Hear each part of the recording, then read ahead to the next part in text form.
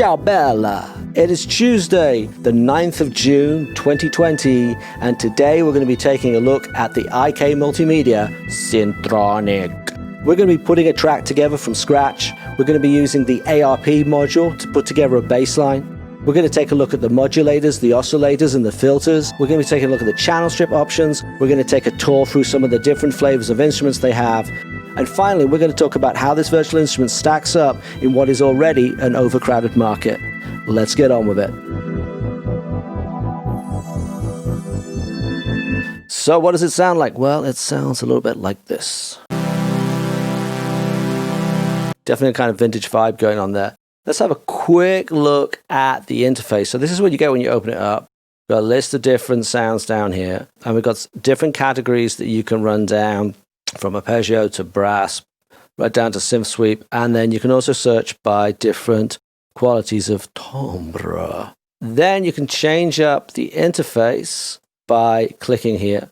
And now we have a more kind of, emulation of your typical synth interface that's going to allow you to play with your envelopes, oscillators, modulators, and control. And if you click this little guy here, you get your keyboard. We then have some basic panning and volume options here. And if we click here, we've got our effects. A lot of different things we can load up here to build your own little signal chain. And of course, we have an ARP module. We come over here, we have the layers, the different ranges and high and low velocities that you can affect it with.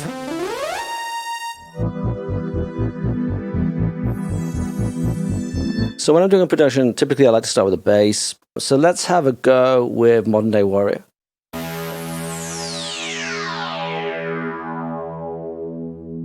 That sounds pretty cool, but I'm always kind of nervous about those stereo effects. We go with super solid bass. That is solid. What about tense disco bass? I'm feeling tense at the moment. I like that tone. I think that would sound cool if we put it through an ARP. So I'll put the ARP in and let's press play on that. So we've got different places along here. These are the different steps that are activating. If we drag this, this will show how many steps it'll play. Okay, so we can affect the rate and we can set whether it's going to go up or down, give it 1 octave of range. Okay, so now we can change the octave range. And let's say, so what you could do, you could add like a fifth. You could alternate fifths. Not going to sound very good, but it'll demonstrate the point. Oh yeah. It's like synth pop for dipshits. So let's take a look. We can bring the length down if we want to. The more you put it this way, the more the steps will affect it. So you could create a little bit of a rhythm going with the steps. So let's see what we can do when we're customizing in here. Play a little bit of attack. That's nice. So we get a little bit cleaner.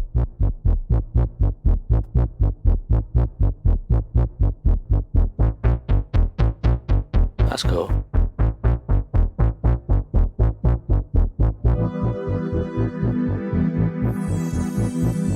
We're going to check out a second instrument, and we had a little bit of a routing problem. So I'm just going to go through quickly what I did. We picked up the cool horn. We didn't do too much. We didn't do too much. We just added a little bit more wet dry on the delay. And then I came up with a little bit of a pattern here.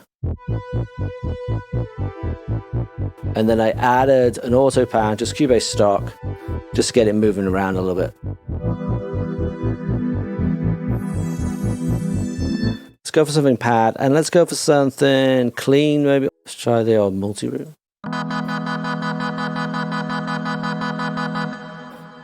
Interesting, and yet not. Let's see what we've got. Big face pad.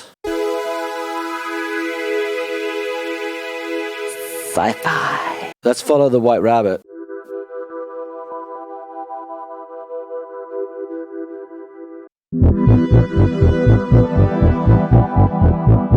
Let's start by looking at what's going on with the effects a little bit. We've got the stereo imager thing. I'm not a huge fan of stereo images, I've got to say.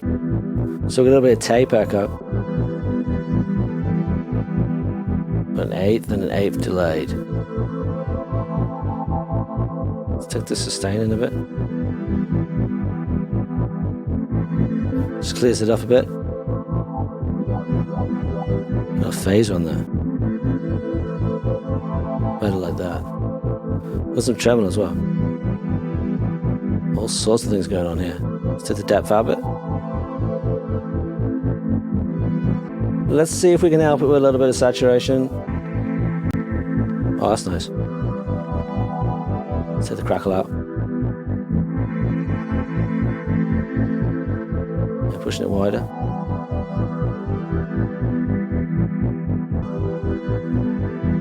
That's interesting. That's very cool. I like that a lot. So let's put one more instrument in there. Let's go for a sweep.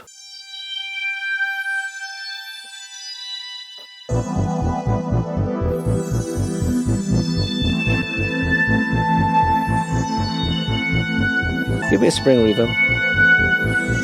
Bend that back in.